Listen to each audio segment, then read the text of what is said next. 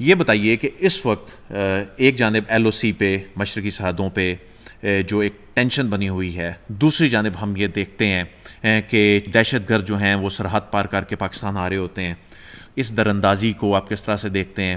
اور بھارت کی اس وقت اس ریجن میں، بلوچستان میں، آپ کے ریجن میں اس وقت کن پلیئرز کے ساتھ مل کے وہ کھیل رہا ہے؟ بہت شکریہ عدیل. دیکھیے، بھارت میرے صوبے میں، آپ کے صوبے میں، یہ صرف میرا صوبہ نہیں ہے، پورے پاکستان کا، پاکستانیوں کا صوبہ ہے، اور ہمارے باقی 3 صوبے ہیں. بھارت اس پورے خطے میں کیا کردار ادا کر رہا ہے، بھارت کی سیاسی، عسکری، معاشی شناخت کیا ہے، اس پہ میرے خیال میں گفتگو اگر ہو اور اس کو اس پیرائے میں بیان کیا جائے زیادہ بہتر ہوگا.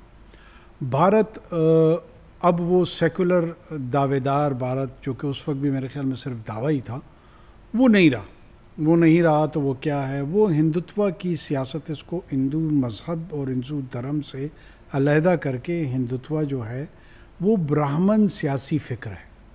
برہمن جس طرح اپنے ہاں باقیوں کو کلاس میں ڈیوائیڈ کر کے، شودرز اور ان کو تقسیم کر کے خود سے نیچے دیکھتا ہے، تو اپنے سیاسی فلسفے میں بھی وہ اس خطے میں باقیوں کو نیچے جانتا ہے. پھر ریسنٹلی پہلگام کے حوالے سے اندرونی طور پر یہ کر رہے ہیں، اور وہ یہ سمجھتے ہیں کہ بیرونی طور پہ ان کو 2 چیلنجز کا فوجی حوالے سے سامنا کرنا پڑتا ہے. ایک چین کے حوالے سے کرنا پڑتا ہے.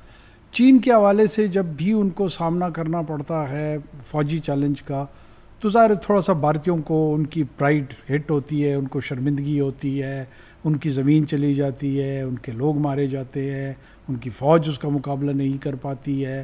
تو ایک جو نیشنل پرائیڈ ہے وہ ہٹ ہوتی ہے. Chinese have literally destroyed Indian national pride. اب اس نیشنل پرائیڈ کو اپنے ہندوتوا کی سیاست سے جوڑتے ہوئے یہ سمجھتے ہیں کہ اگر ہم ایک جارحیت کا مظاہرہ پاکستان کے خلاف کریں گے تو اس سے ہم بہت سارے فوائد حاصل کریں گے. اور یہ سمجھتے ہیں کہ ہم اپنی خفت، جو چائنا ان کی بےزتی کرتا ہے، نیچا دکھاتا ہے، ان کی معیشت کو بھی نیچا دکھاتا ہے اور ان کی فوجی قوت کو بھی نیچا دکھاتا ہے، یہ سمجھتے ہیں کہ اس انفیریورٹی کمپلیکس کو ہم ایڈریس کریں گے by putting our self in competition with Pakistan. ان کو بھی اچھی طریقے سے پتہ ہے کہ پاکستان کا اس ٹیررزم سے کوئی لینا دینا نہیں ہے.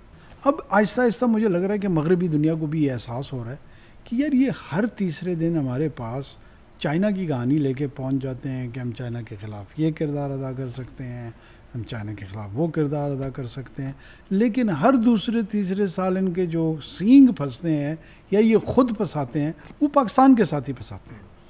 مجھے نہیں لگتا کہ مغربی دنیا کو بہت زیادہ دلچسپی ہے ہندوستان کا جو Pakistan centric, Pakistan focused approach ہے.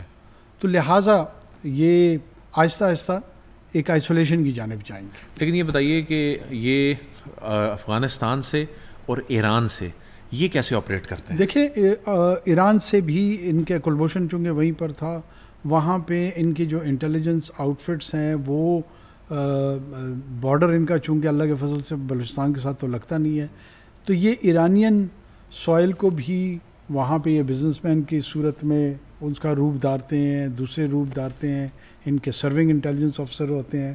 اور وہاں پہ چونکہ دونوں اطراف بلوچ قبائل رہتے ہیں، لوگوں کا آنا جانا ہے، وہاں پہ یہ لوگوں کو کلٹیویٹ کرتے ہیں.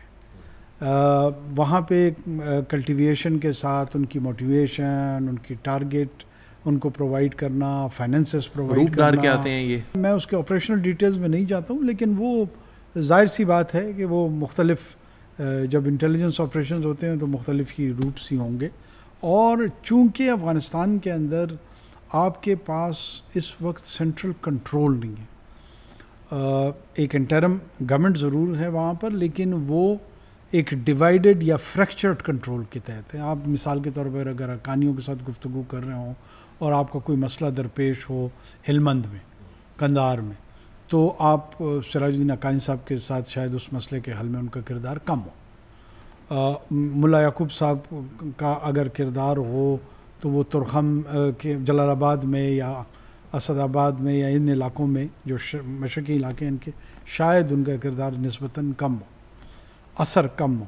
تو یہ ایک فریکچرڈ انفلوئنس کا گروہ ہے. کوئی ایسی منظم ریاست کی صورت نہیں ہے جہاں پر ہم زیادہ توقعات رکھ سکیں. تو اس کا بھی یہ فائدہ اٹھاتے ہیں ہندوستان والے, اور مختلف جگہوں پہ نچلی سطح کے جو لوگ ہیں ان کو انگیج کر لیتے ہیں اور پاکستان کے خلاف ٹی ٹی پی کی صورت میں بھی اور بی ایل اے کی صورت میں, دونوں صورتوں میں استعمال کرتے ہیں. تو اب کیا ٹی ٹی پی اور بی ایل اے اب ان کا بھی آپس میں کوئی اتحاد ہو چکا ہے یا یہ اکٹھے آپریٹ کر رہے ہیں؟ دیکھیں یہ کافی عرصے سے آپریشنل کوآرڈینیشن ان کی تھی. لوگ یہ سمجھتے تھے کہ جی یہ نظریاتی طور پر علیحدہ ہیں, وہ سیکولر ہیں, تو یہ ریلیجس انسپائرڈ ہیں. ایک تو نہ ان بی ایل اے اور جتنے افراد ہیں ان کا قومیت, قومی حقوق یا بلوچوں کے حقوق سے کوئی لینا دینا ہے, نہ ہی ٹی ٹی پی کا اسلام سے کوئی لینا دینا ہے. یہ ہمارے ہاں لوگوں کی ایک بہت بڑی غلط فہمی ہے کہ وہ ان لوگوں کو genuine contributor towards the rights سمجھتے ہیں. بدقسمتی ہے ہماری. آپ مجھے بتائیں کہ الازہر, دیوبند کے علماء, مدینہ اور مکہ کے جو تدریسی ادارے ہیں ان سے فارغ التحصیل لوگ, یا اہل تشیع میں جو نجف کے حوزہ نجف سے فارغ التحصیل اساتذہ ہیں ان کے وہ, یا وہ یہ تو اسلامک موومنٹ کو لیڈ نہیں کر رہے ہیں. جو کبھی بلیک کی ٹکٹیں بیچتا تھا ملا فضل اللہ, یا کوئی بس کنڈکٹر تھا, انہوں نے اسلام کی ٹھیکیداری کا دعویٰ لے کر ایک اسلام کی جو ایک نئی 21ویں صدی میں سیاسی شکل ہے یا ہونی چاہیے اس کو پیش کرنے کے لیے کاوشیں کر رہے ہیں. مطلب یہ بدقسمتی ہے, اور کیا ہوگا. ان کا کوئی اسلام سے لینا دینا.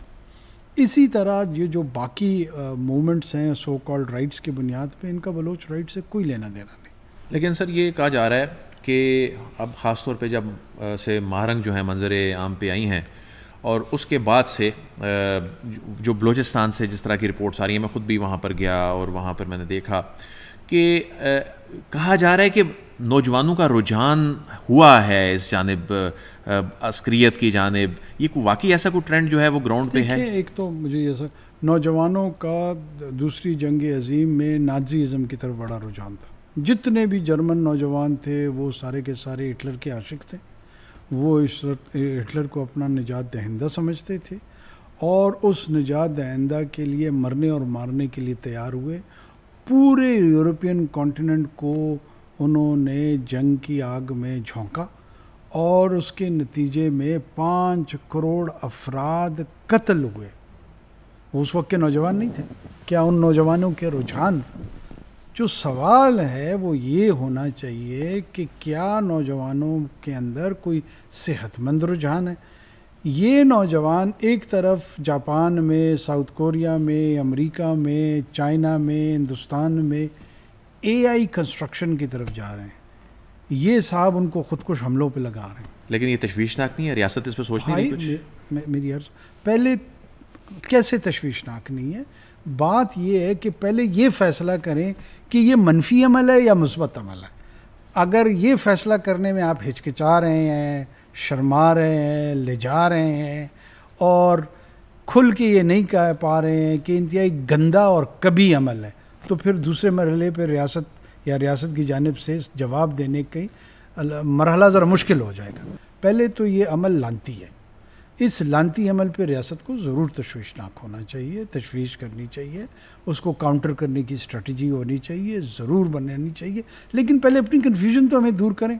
ہمیں ایسے بتایا جا رہا ہے جیسے ہم نے کوئی بہت گناہ کبیرہ ہم سے کمٹ ہو گیا تواتر کے ساتھ, جس کی وجہ سے یہ نوجوان بامر مجبوری بیچارے خودکش حملہ آور بن گئے اور اتنے ریڈیکلائز ہو گئے ہیں